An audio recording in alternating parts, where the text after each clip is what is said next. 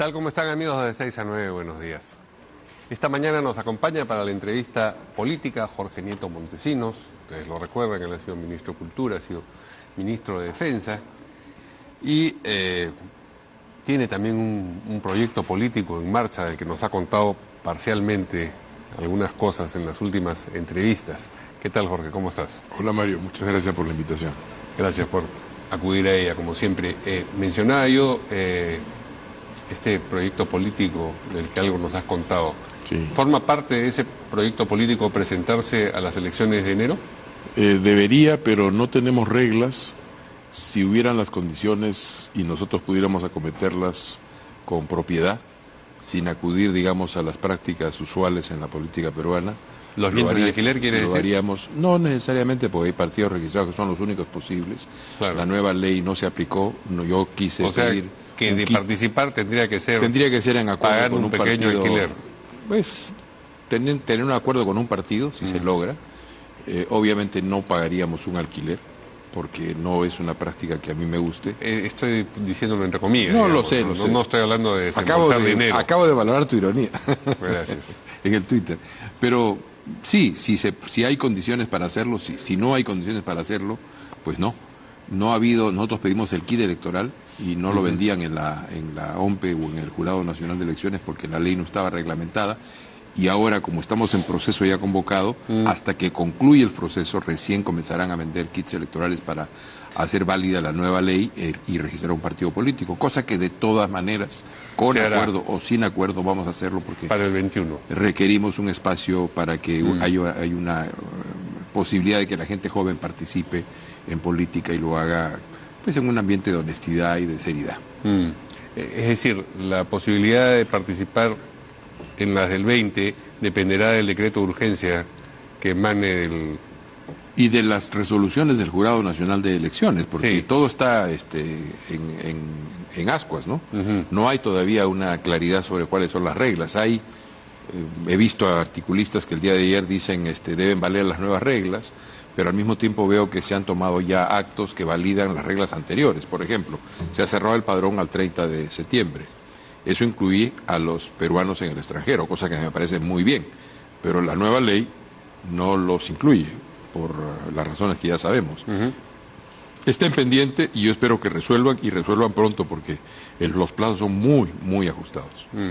Ahora, este escenario político en ciernes, en realidad, crea problemas en los partidos políticos ya existentes. Por ejemplo, en Acción Popular, ayer hemos visto una declaración de Alfredo Barnechea que dice estaremos en Palacio de Gobierno el 28 de julio del 21, dice, y esa primera persona del plural, estaremos, se puede entender como Acción Popular o se puede entender como un os majestático, como que ya se está, digamos, fácticamente considerando el candidato elegido por las bases de su partido, por un lado.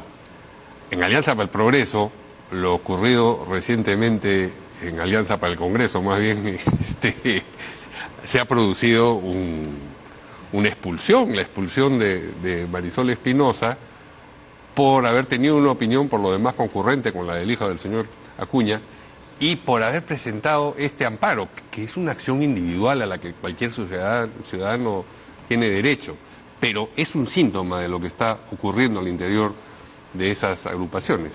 Son síntomas de la crisis general, ¿no es cierto?, de cómo resituarse una vez que se ha resuelto la confrontación entre el Ejecutivo y el Congreso, por lo menos en el terreno político. Todavía está pendiente y abierta la posibilidad de la apelación al Tribunal Constitucional.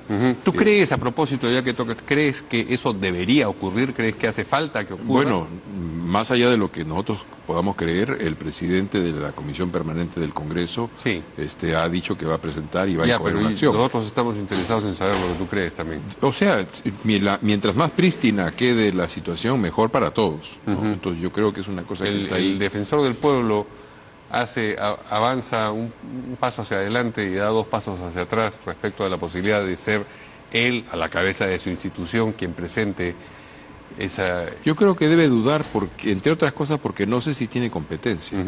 él tiene competencias para incoar algunas acciones, pero no sé si en este caso, porque es el mismo problema que parece que tiene la iniciativa de la señora Espinosa.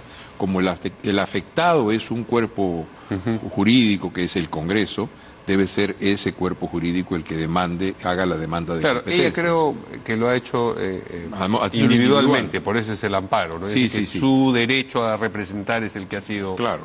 En fin, atropellado. Son parte de las juridicidades que hay que resolver, que creo que mientras más claras queden, mejor para todos. Ok, pero estábamos en las organizaciones políticas y lo que esta situación ha generado al interior o dentro de ellas. Pues están resituándose porque el escenario cambió y entonces tienen que recolocarse. Yo creo que hay, lo he dicho ya, 3 procesos electorales. El 20, con todas las presiones de fechas y plazos que no son fáciles de resolver. Tú mencionabas el caso de Acción Popular, me contaba un amigo que es militante de Acción Popular, que tienen dificultades para poder procesar un proceso electoral con 220.000 afiliados para elegir los candidatos. Tienen que optar entre ese proceso electoral de elección de candidatos y el proceso de nominación de sus autoridades partidarias. Esa es una dificultad, y ajustarse a los plazos, imagínate, es un problema. Me imagino que eso debe ser también parte del problema de los demás partidos.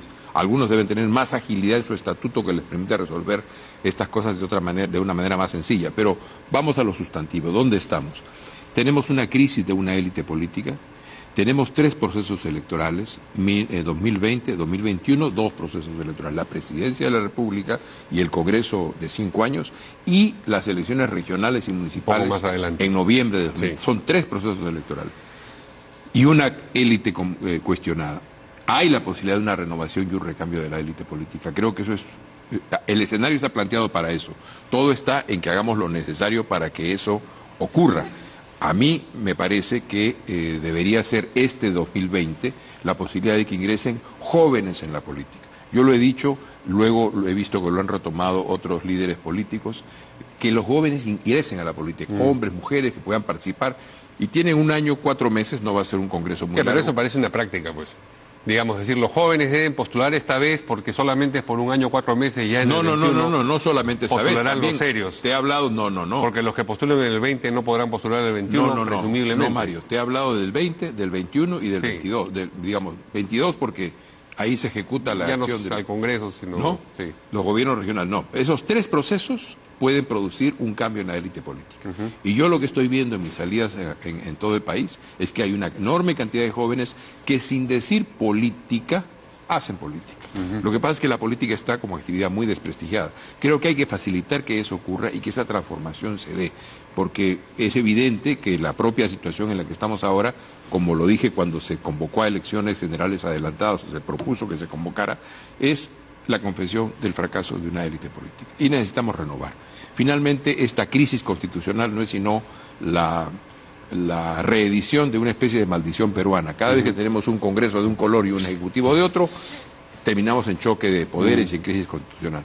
Entonces, renovemos la política, no solamente porque en términos generacionales hay que hacer eso que es lo que tiene que suceder, tiene que ocurrir. Cíclicamente. Yo soy de los que piensa, Mario, que se necesita un diálogo intergeneracional, porque la gente mayor como yo sabe cosas de la política que los jóvenes no saben, y nosotros no sabemos cosas que los jóvenes saben.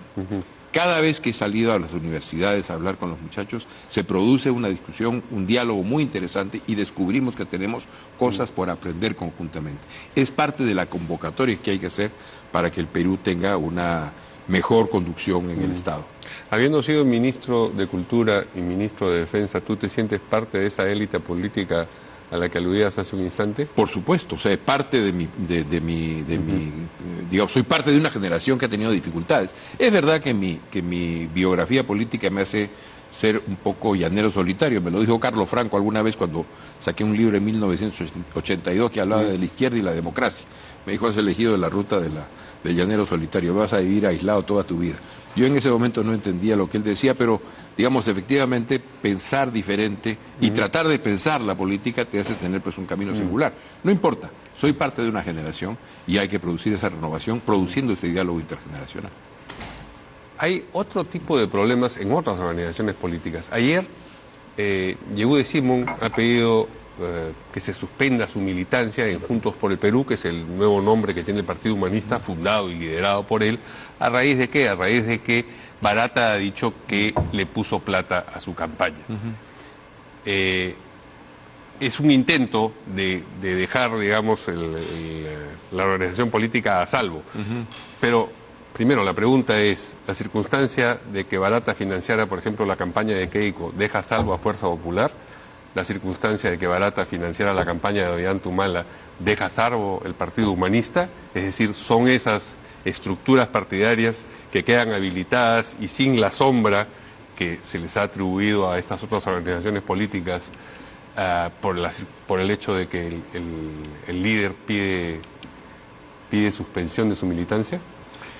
Bueno, es parte de esa crisis, ¿no es cierto? Porque lo que vamos a ver seguramente es nuevas candidaturas, que esto es para salvarlo, para que la próxima candidatura parezca que no tiene nada que ver con la financiación de Odebrecht.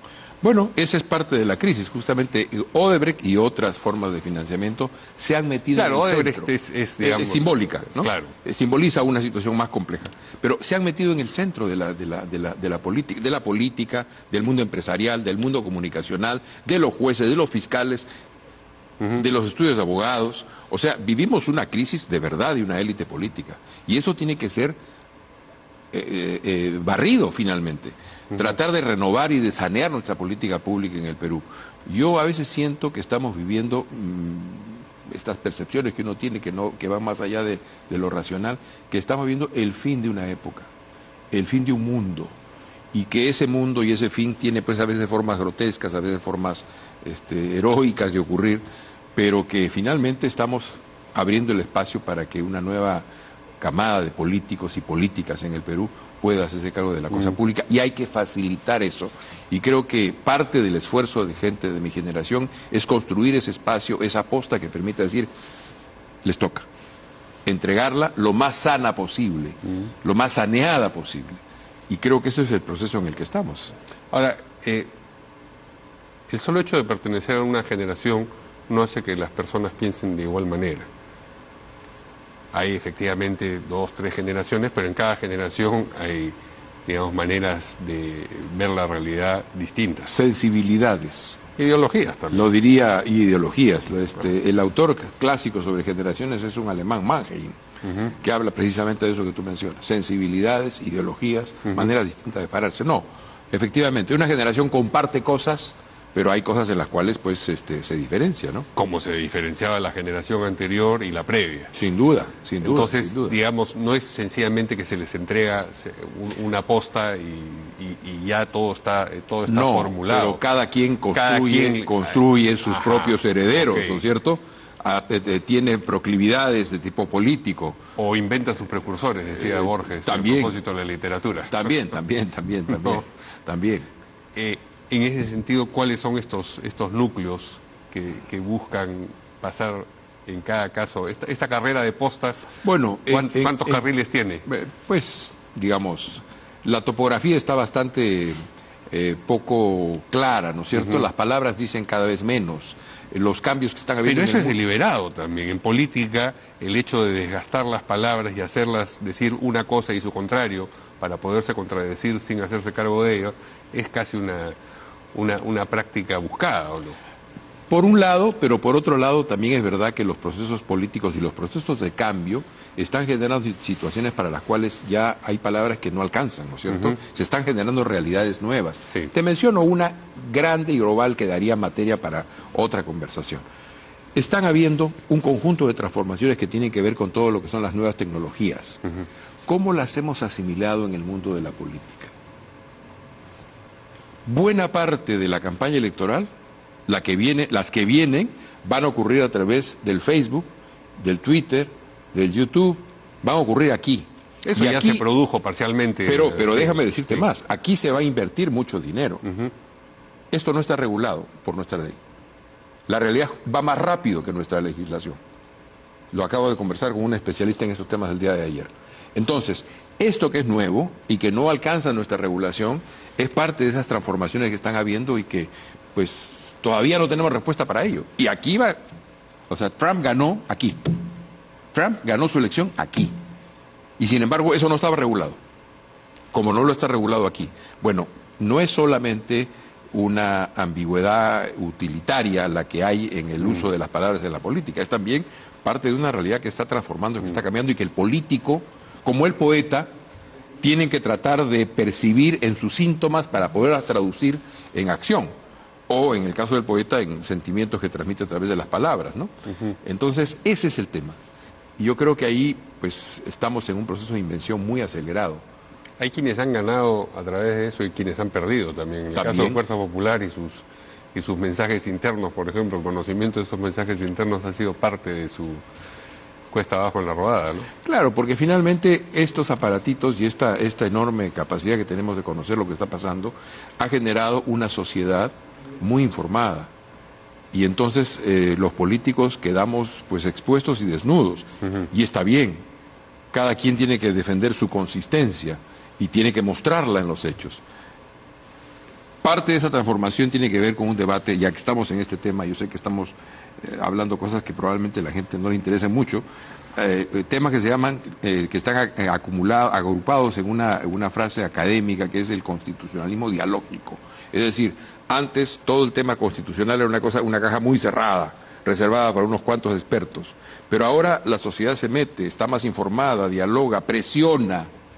Entonces, todo lo que es, digamos, las condiciones en las cuales se ejerció el liberalismo clásico, hoy están cambiando, porque tenemos una sociedad mucho más importante y impresionada. Pero, en fin, es parte de los problemas que tenemos que enfrentar, y creo, en este caso del que estamos hablando, que tiene que ser arriesgando puntos de vista y en diálogo intergeneracional y con todos los demás actores, porque los problemas que tenemos son muy grandes y hay que cometerlos con una gran fuerza. Muy bien, esperemos que no sea del todo, digamos, de bajo interés para quienes nos escuchan este tipo de temas que son fundamentales. Gracias a Jorge Nieto por la entrevista. Gracias. Nos vemos mañana aquí en De 6 a 9.